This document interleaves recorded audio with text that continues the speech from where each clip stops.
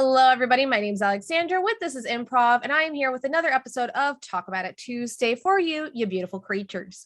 Today, I have a very special guest with me, Gates. Gates, hello. Hello. Hello. So Gates is still a student at NSU?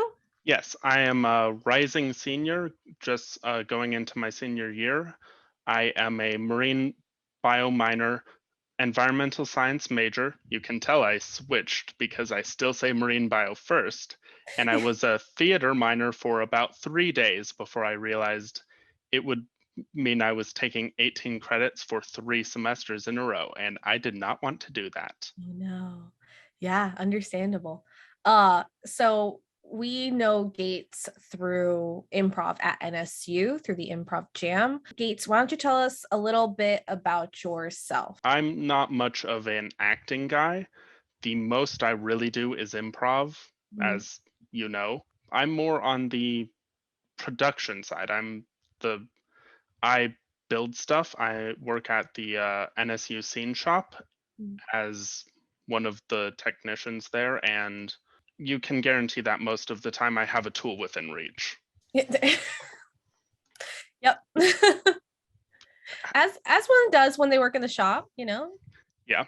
Even when I'm out and about, I always have a little tiny pocket knife with a screwdriver, a blade, and a can opener on it. But I just love to build. I love thinking about technical sides. Like when I see a movie, I always think, "Ooh, that's interesting. How would I do that if I were in the production side of it?" Yeah. Like I really enjoy thinking about, "Ooh, that would be an interesting way to build that." Things like that. Yeah, that's awesome. Yeah, Gates is definitely a tinkerer. What made you get involved in your artistic side of life? So I have always felt a need to build in general. Even when I was in high school and middle school, I would take like old computers apart and put them back together unsuccessfully most of the time, but I would do it. Yeah. And I would love opening it up, seeing what screws were held where and which screws I did not find as I rip out a motherboard. Super Nice. fun. Killed more than a few computers that way, but none that were actually in use. Okay. And as I got older and older, I started to channel my building into things that were more productive, like things around the house. And then my freshman year of college at NSU, I heard about the comedy and improv class, and I I saw that there was one spot left, and I snatched that spot up. Even being a marine bio major at the time, I was like, I want to take this class. It's my freshman year. I've got the electives to do it. Give me. Yeah. And I took it, and I met amazing people through there, a lot of whom are still friends to this day. And one of them informed me that there was opening at the NSU Scene Shop for a work study job. And I applied for that job. And at that point, I had already begun to build a few things because I do cosplay, and a few things I had made, such as props from shows that I watch. I used those to apply because I already had experience with a lot of power tools and building things. So I knew a lot already going into the job, and I got the job, and I've been building ever since. Nice. Yeah, you're pretty incredible on Instagram. I've seen some of the stuff that you've built and I was like, "Oh my gosh, this is so cool." Like because I could never do that. I'm great with like woodwork and stuff, but when it comes to you do a lot of resin work as well. That's like I would totally mess that up. I'd have bubbles everywhere Oh, and I have messed it up, and I do have bubbles everywhere. Sometimes. I make the pictures look good. Oh yeah. Oh yeah. You have done improv for a while now. You know, you've gained a lot of experience.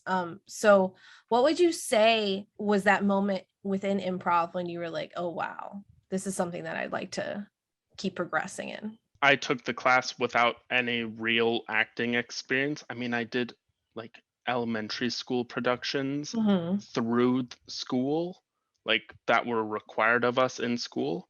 Yeah. And so I had no real acting background. I'm terrible at memorizing lines, and I stutter a lot when I recite them. I didn't even realize I was good at improv until half the class said that I was really good and should try out for the improv jam. Yeah. And so I tried out for the improv jam and absolutely loved it. I loved learning the acting styles and improv styles of the people around me and building scenes with them, building characters out of thin air. Hmm. And it was a great experience and really opened my eyes to theater. Yeah, I have to say that while you do scenes, you're very pure with your responses. It's not like you're operating 20 miles a minute, it's like I could tell you're in the moment in the scene. And that's such a beautiful thing to watch, especially from like an outside perspective. And to even play with that, it's great. It's kind of like reminds me of like playing with Akshay or something like that. He's one of our players, very pure, very in the moment. And it's so fun to play with because you're like, oh, wow, you're listening to everything I say. Thank you. So it's easy to bounce off of. So yeah, you're definitely skilled. And it takes a lot of brain power to register things and think of each direction that it goes in. Oh, Yes, the it's justification of it, of like, where it's did I go? exhausting, but Yeah. it is like that kind of exhausting where you see the end result and you are so satisfied that um it's incredible that you've built this thing. It scratches the same itch in my brain as building something that I can sit back and enjoy the end result of. Yeah, definitely. Yeah, you're super skilled at building worlds and building characters. So that's awesome. Which actually building characters kind of plays into, I'm going to ask you, so you play Dungeons and Dragons. Yes, I do. As you can see Nice. from this Oh very well yeah, the stocked books in the back. shelf right there. That's awesome. So I'm gonna ask you because we do a lot of Dungeons and Dragons play through the company. So what would you say intermingles for you with D&D and improv? Ooh, that's a good one. So I I will approach it from the side of a player and then the side of a DM Nice. because I have dabbled in both. Mhm. And a lot of the time as a player, I have little to no idea where the DM is planning to take a certain bit Mhm. of the story. And listening to what they're saying, thinking about all the different paths it could take down the story, like, is this NPC important, or did they just come up with the name Jeffrey and uh, needed to throw a name in there, or is Jeffrey secretly a lich? It's things like that where you have to keep things in mind, and it's nice because you can usually write them down in D&D, but in improv Yeah. and just listening, thinking about what directions you can go, and you're interacting with a lot of people who are doing the same things as you, who you don't know how they're going to act. You might have an idea of how they're going to act in a certain situation based on your experience with the player or your experience with the player playing the character. Mhm. So, in that way, it's a lot like knowing the people you're doing improv with Mhm. because you have an idea of where they could go, what they might do, but you don't know for sure. Mhm. And on the side of a DM, it's the same thing. You have no idea how your players are going to react to a certain situation. They might ask to investigate something or ask, do I know of this one historical thing you mentioned? Mhm. And you may not have that prepared and you'll have to think of it on the spot. try and tie that into the world you've already built, and it may become something that becomes a part of your game. Mhm. I've been on the side of both over preparation, as in making a full script for a session, and then on the side of, let's see what happens. I'm going to have Goblin as my notes and nothing else. Yeah, I agree. I mean, you try to prepare as much as you can, and like right now with our teen classes, I'll do D&D with them like 30 minutes at the end of class, and it's not like a huge campaign that they're running. It's a small one. It's the first time I've ever DM'd, and it's with kids.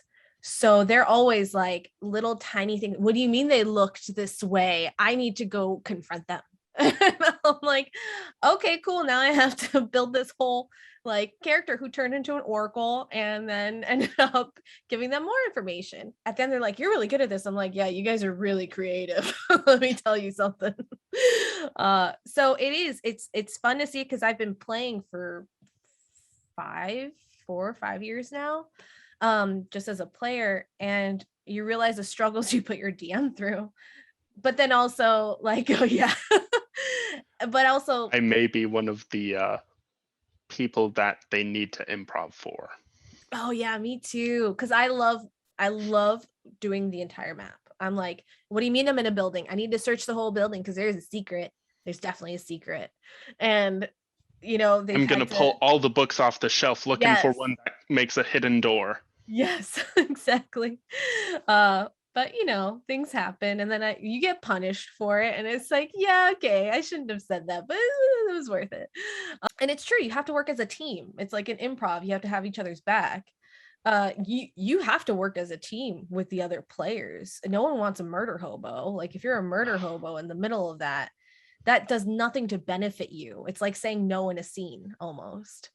So, As the party's cleric, I uh-huh. very much understand needing to work with people. Yes. Yes, 100%. And when did you start getting into Dungeons and Dragons? Was that like since Uh, high school? Actually, no, that would be around the same time as I started improv, ironically. It was my second semester freshman year, around the same time I took the comedy and improv class. That is So awesome. I guess the two are kind of inescapably linked to me. Yeah. Yeah, definitely. Yeah, you notice like the benefits of both are crazy. And how would you think that you use improv in your everyday life? So whenever I encounter a situation that I'm not a big fan of, Mhm. like at some of I have a retail job and sometimes people aren't exactly the nicest. Yeah. So sometimes it helps to pretend that I am not me and make a retail version of Gates in my mind, who is the nicest, sweetest, I can help you in any way that I can persona, and take that as I will, Mhm. uh, to kind of detach myself from it. Yeah. It's like creating a character in an improv scene to make it easier on myself, Yeah. because Yes. Gates would not deal well with angry Karens, but this other Gates is amazing at dealing with them. Yeah, definitely. I've definitely used improv as like coping mechanisms because like, oh, I don't know what to do here. I'm super stuck. Okay, let me make a game out of it. And let me try to just like bounce ideas off the wall. Oh, especially in customer service. Man, this person is just doing their darndest today. So I'm just gonna put on my happiest go lucky persona, and then later I'll treat myself to a cookie, and then everything will be fine. But yeah, it's like that escape, it's like if you're just playing already, it's like, okay, let me just turn this into a game, because if I turn this into a game, then it'll make it way easier to get through it. Even like auditioning and stuff, you go into an audition, it's like, okay, the game starts the second I walk in the room. I It am no also longer nervous me. it also helps to improv has helped me be able to put myself into other people's situations in my head Yeah. to understand their thoughts and feelings better. Mhm. Like observing my improv partners, I guess is a good term for it, but the people I'm improving with, observing their characters and predicting and analyzing where they're going with their characters and what I would do in that situation and how they feel as that character. It's helped me a lot to be able to empathize with other people and Yeah. understand a lot of worldviews because I'm not every single person who's ever lived. I don't know what they've gone through. I don't know how they've been interacted with in the past. It helps me a lot in accepting other people, and it's a really important skill that unfortunately a lot of people don't necessarily have. Yeah, it's a huge empathy play of games. You have to be able to, like I said, like the support, there's also groupthink involved. And then being there for whatever character comes up, especially if you're not in charge of the scene. And just being complimentary to it in some way, shape, or form. And it's definitely made like working in groups, working in teams, working with strangers much easier. Even like while I was still in school, like doing group projects, it was way easier to yeah, traumatizing as they are, it was much easier to manage those groups and manage how I felt about those groups, and either let things go or be able to manipulate the situation in a positive light or in a helpful way, and like get the job done. Just like doing a scene, you got to get your beginning, middle, and end out there. So it's definitely been something that's helped. I mean, like when I first started improv, I was very self-conscious about like how I looked up there, how I sounded up there, because standards like when I started were, oh well, if you're on stage you have to be pretty and you have to do this and you have to do that. And it's like, no, I don't. I could be like super mega ugly, but like sick. Like I could be the sickest character and have the weirdest face going on the entire time, but it's helpful. It's Hey, helpful being the aggressive. weird faces are the best faces, in my That's opinion. Yeah. So now it's like I'm always those pterodactyl characters, right? And those are just like I can't think of myself as anything other than those oddballs. And I think that's like the beauty of improv. It's like not only am I going totally left field, but everyone else is also all the way over there with me.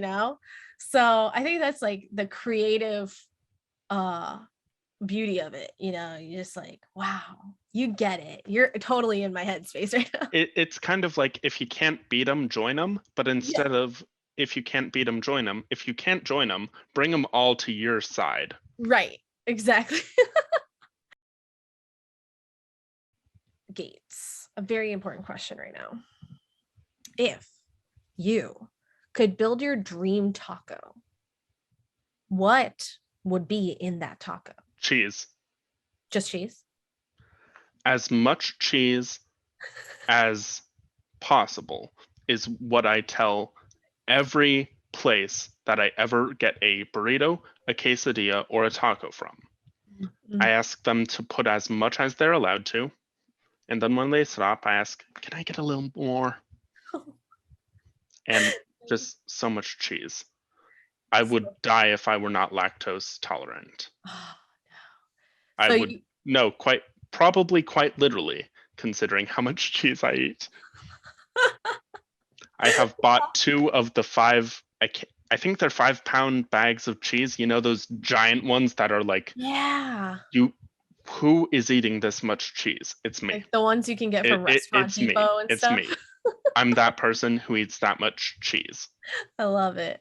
Oh yeah, I love cheese. Have you ever made those little like cheese crisps on the grill or something? Oh my god, Yes. love it. And currently I am getting the supplies to fry my own cheese curds. Mm. I recently found the bags of cheese curds at Publix, and Yeah, I've spent about $40 on just those recently. Worth it. Very Sure. worth it. Extremely worth it. You know, do whatever you want with it. Just pop them in the microwave for a few seconds. They get a little melty, but they squeak really well. Oh, oh So no. good. Oh Oh no. yeah. Oh Oh yeah. no. Now I need cheese. Very simple.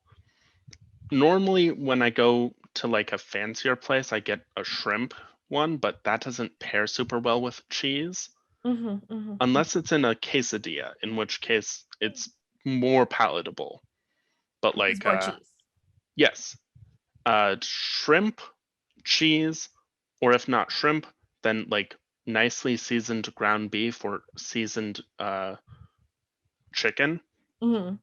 But cheese, sometimes sour cream, sometimes ground refried beans, but that's basically it.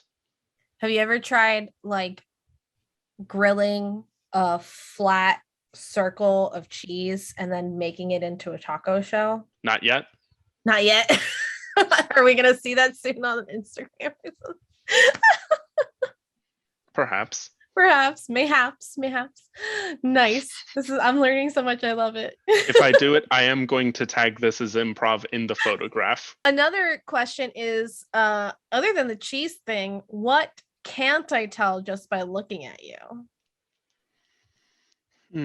I I try to be as open as possible, Mm-hmm. and I like to be honest. So one of the things a lot of people can't tell about me is that I'm actually slightly autistic. I have Asperger's syndrome, which Mm-hmm. is technically no longer a diagnosis under the DSM-5, but it is. I was diagnosed and I have Asperger's. If you could give a PSA of why the arts is important or why someone who might want to get involved should get involved, what would you say to someone or the world? I would say that getting into the arts in any way, shape, or form, I'm I'm not as much of an artsy guy, but I make the arts happen. Mm-hmm. Without me, you wouldn't see anything up on that stage. Mm-hmm. You wouldn't see quite literally lights. You because you can't see without light.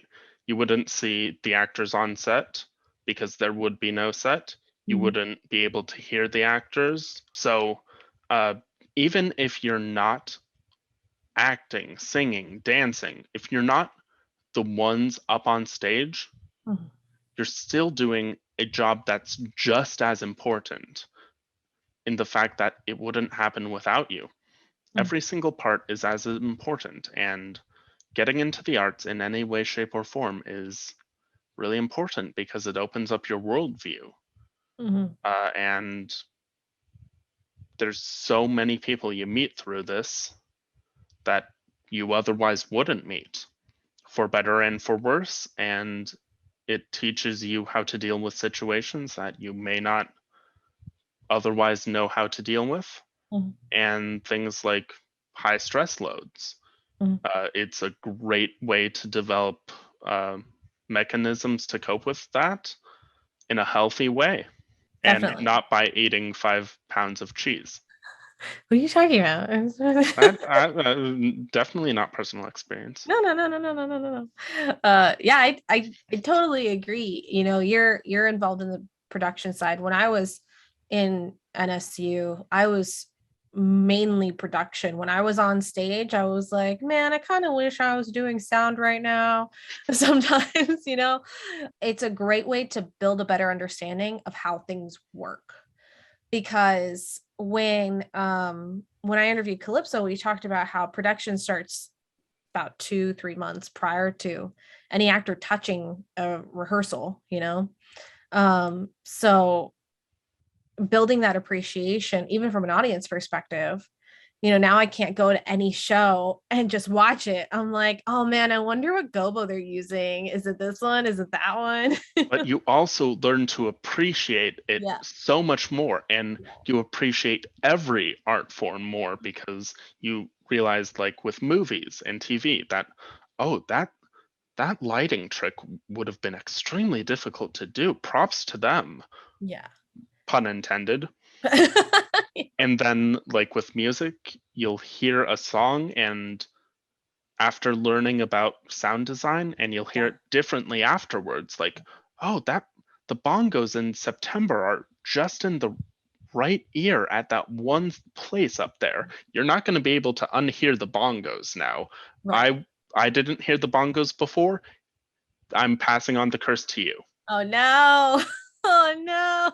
But the bongos enhance the song, and each little bit you appreciate more Yeah. because you know all the work that went into it. Yeah. Yeah.